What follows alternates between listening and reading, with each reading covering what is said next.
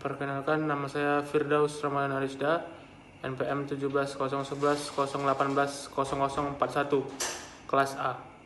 Perkenalkan, nama saya Rahman Aulia Adrul, NPM 63 dari kelas A. Perkenalkan, nama saya Angga Setria, NPM 170111000029 dari kelas A. Halo, perkenalkan, nama saya Mahendra Putra Pratama, NPM 1701100170081 dari kelas A. Perumusan atau formulasi kebijakan merupakan pengembangan alternatif-alternatif kebijakan dalam menghadapi masalah-masalah di dalam agenda publik. Menurut Anderson yang dikutip oleh Nugroho, formulasi kebijakan menyangkut seluruh upaya menjawab pertanyaan bagaimana berbagai alternatif disepakati untuk masalah yang dikembangkan dan siapa yang berpartisipasi.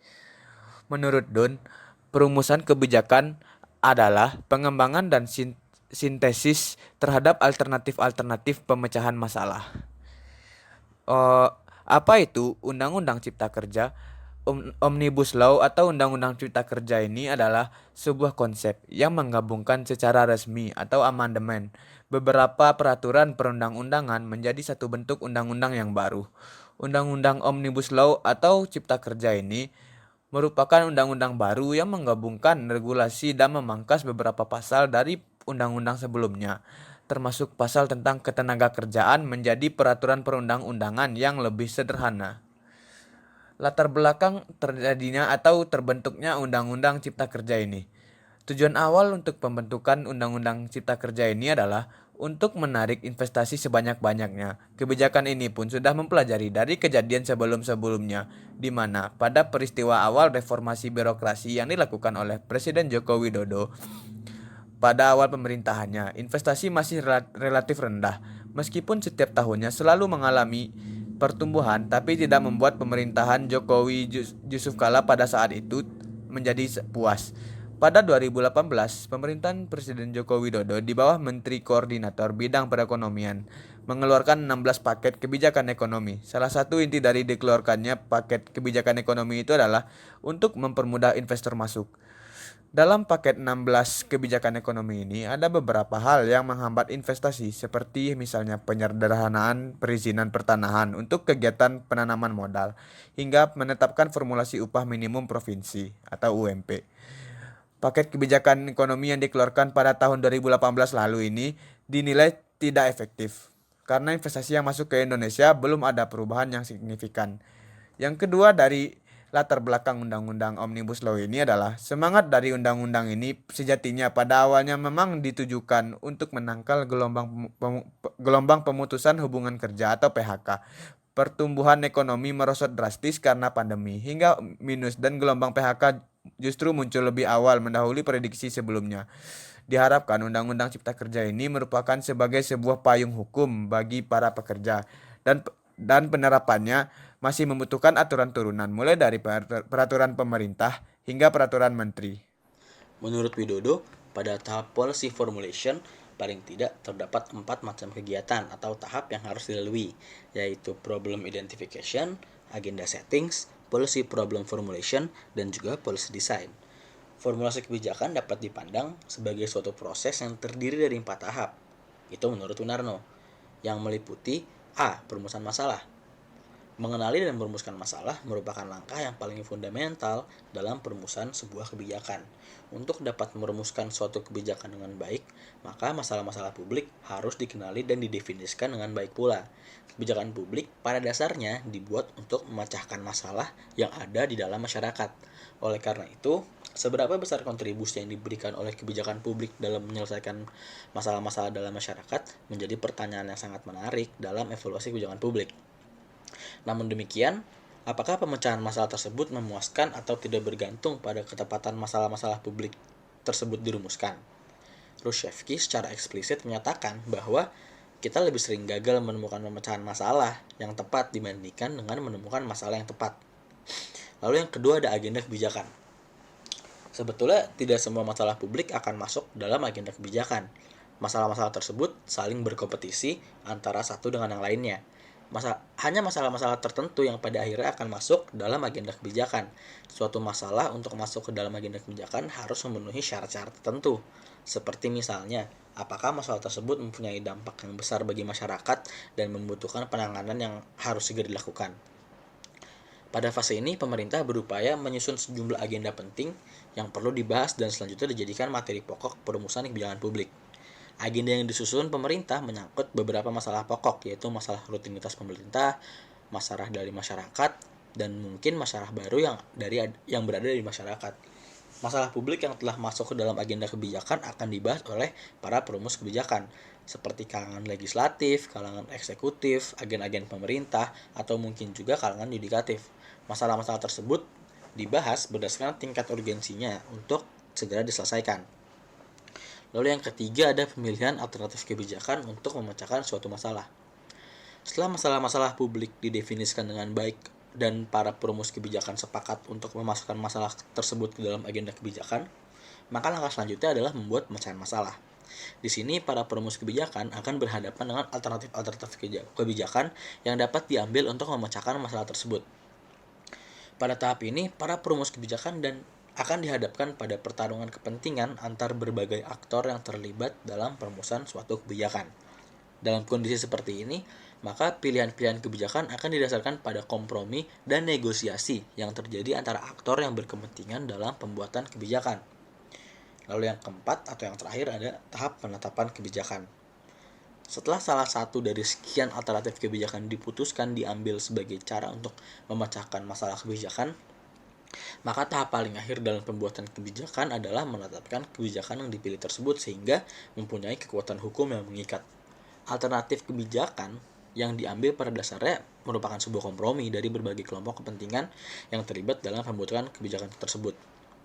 Penetapan kebijakan dapat berbentuk seperti undang-undang, jurisprudensi, keputusan presiden, keputusan menteri, keputusan gubernur, dan lain sebagainya.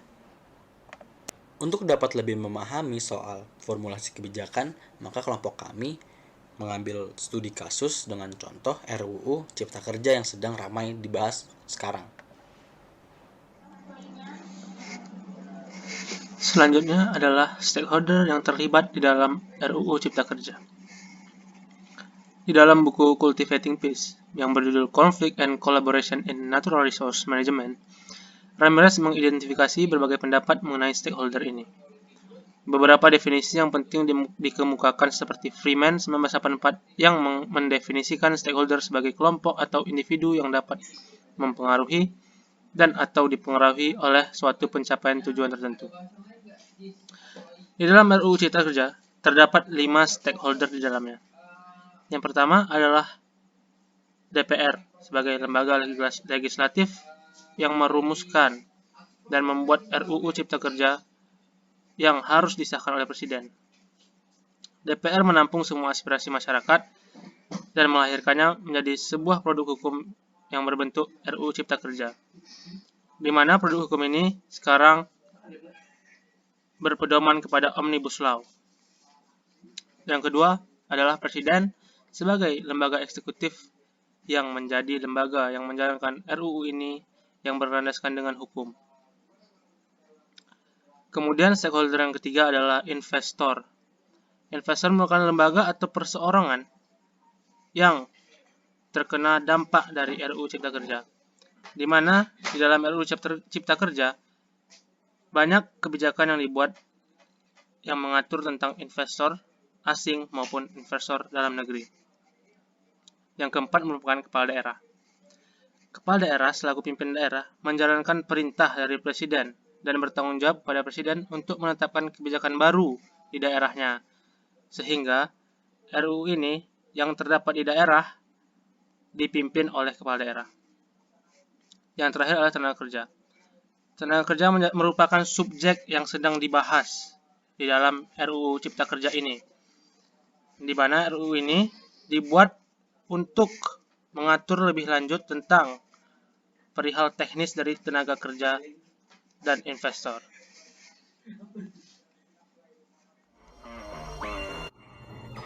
Rancangan Undang-Undang Cipta Kerja resmi disahkan DPR dalam sidang paripurna pada hari Senin 5 Oktober 2020. Sejumlah fraksi sempat menolak pengesahannya seperti fraksi Demokrat dan fraksi PKS.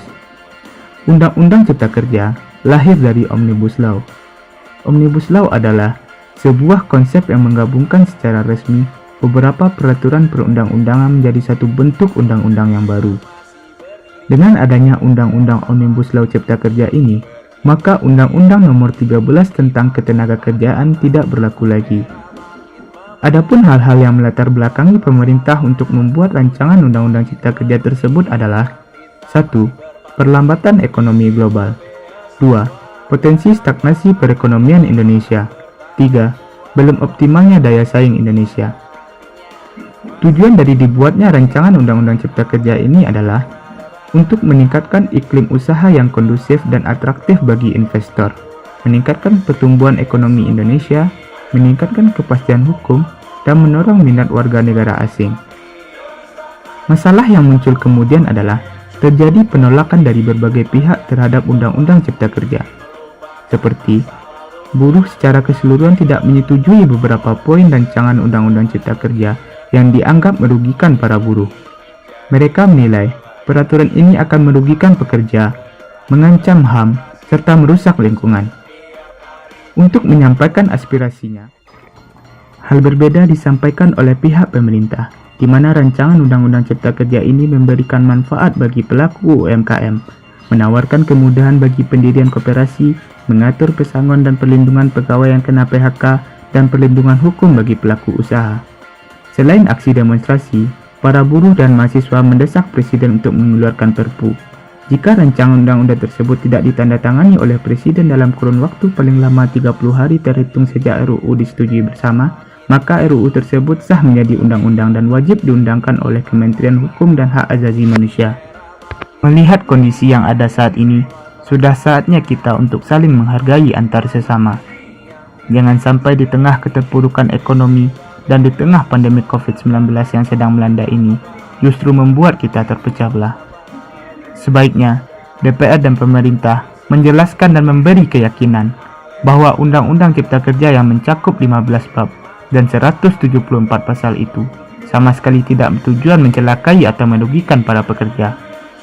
Namun, sebagai negara demokrasi, untuk menghindari polemik, pemerintah pusat maupun pemerintah daerah hendaknya juga harus memberi ruang bagi masyarakat untuk tetap memberi masukan terhadap semua tindakan yang dilakukan oleh pemerintah.